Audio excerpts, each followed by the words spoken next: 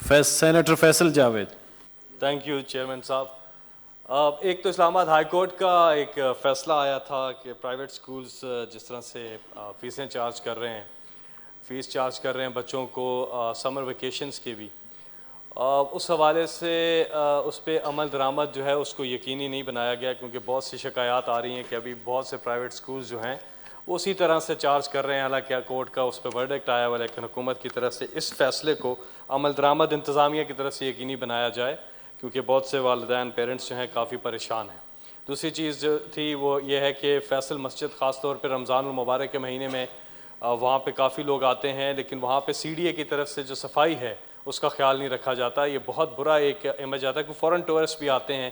اور مسجد تو ایسی جگہ ہے جس کو ہر صورت ہمیں صاف و ستھرا رکھنا چاہیے، لیکن لوگ جہاں پہ وہاں پہ پکنک مناتے ہیں اور ڈبے پھینک دیتے ہیں، کھانے پینے کی چیزیں جو بھی وہاں افطاری کرتے ہیں اس کے بعد جو حالت ہوتی ہے، تو اس سلسلے میں سی ڈی اے کو